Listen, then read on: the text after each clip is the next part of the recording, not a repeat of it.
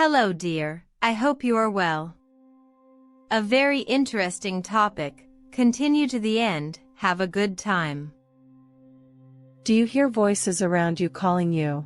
Many times we may hear voices surrounding us, and when we follow them, we do not find a trace of them, and the strange thing is that we may have heard them on our own without being heard by those around us.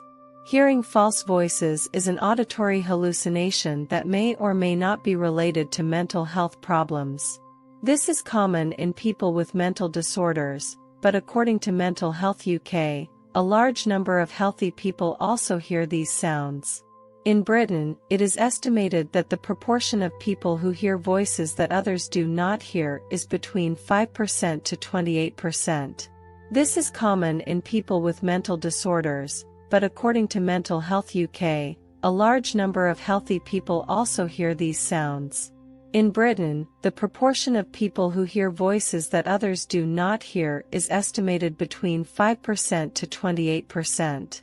This is common in people with mental disorders, but according to Mental Health UK, a large number of healthy people also hear these sounds.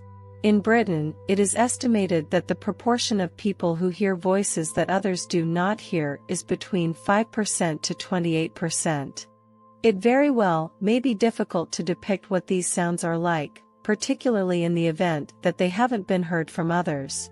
Certain individuals have portrayed it as the sound of somebody remaining close to you. You might think you haven't gone through it, yet would you say you are certain? You might have heard somebody calling out to you just to observe that nobody was.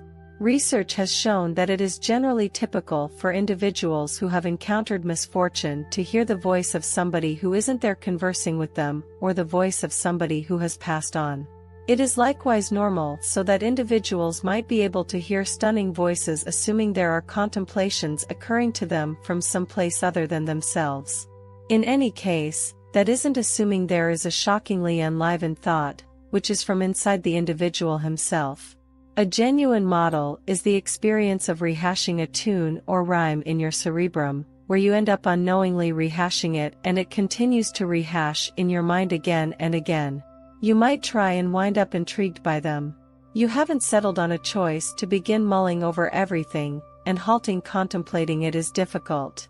Yet, the distinction between the song rehashing in your mind and the sound of believed is that it shows up as words in your brain that it might try and talk and participate in discussion with you. You are not answerable for it, and you have no clue about what the voice will tell you next.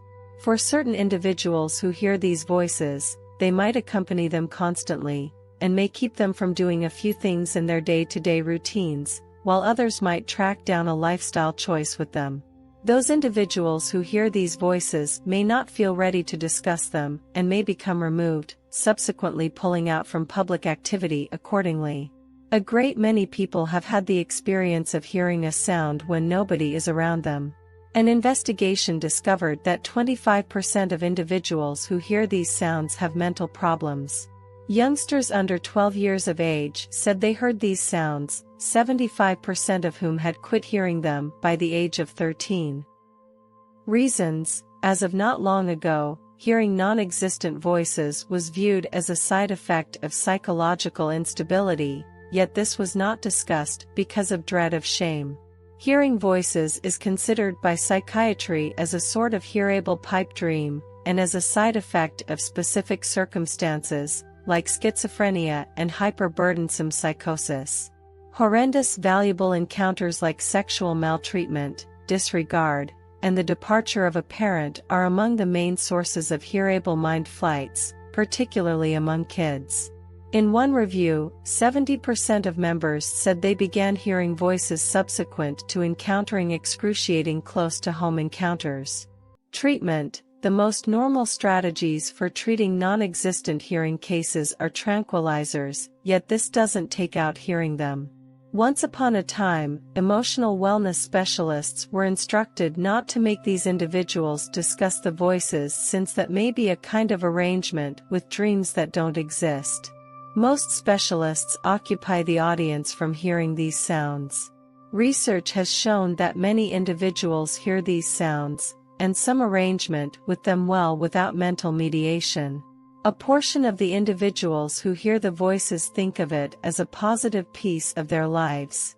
You can converse with individuals who hear these voices, which offers the chance to share encounters and gain from others, and you can join mental assistance gatherings. In England there is the Meeting Voices organization, which spends significant time in aiding individuals who call voices that don't exist.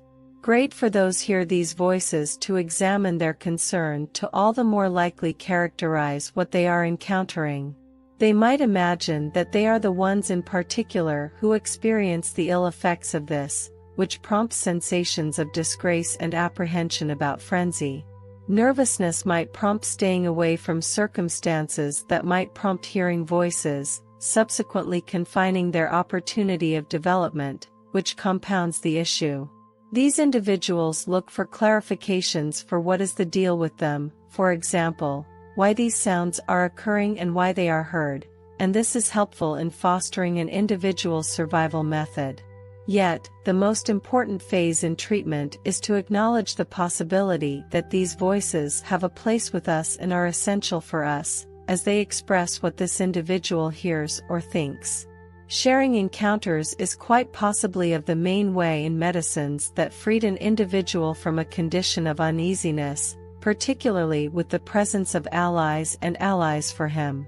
Maybe it is proper in such manner to discuss the explanation that prompts the redundancy of a specific song in our minds. Why might a couple of tunes at any point replay over and over to us?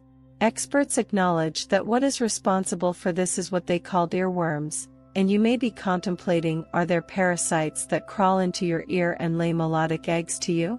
Clearly, this isn't correct. They are parasites of perpetually feeling. In other words, you feel them from a moral and not material side.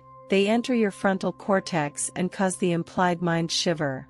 It is the psyche's need to consume in the space and the beat of a particular tune.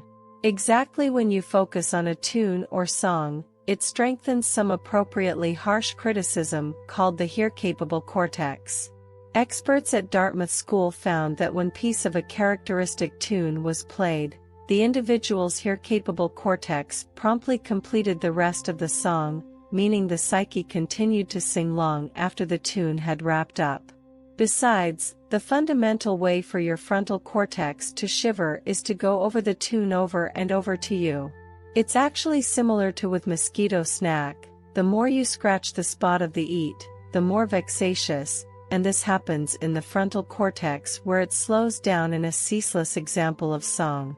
There are various explanations that the songs trapped in the frontal cortex are actually similar to the contemplations that you endeavor to cover. The more we take the necessary steps not to consider them, the more problematic there is.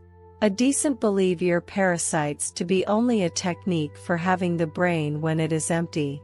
A couple of names are given to this idiosyncrasy, including repetionitis or melody mania. Dear friends, subscribe to my channel to support me. There is a lot of amazing information about psychology and sociology.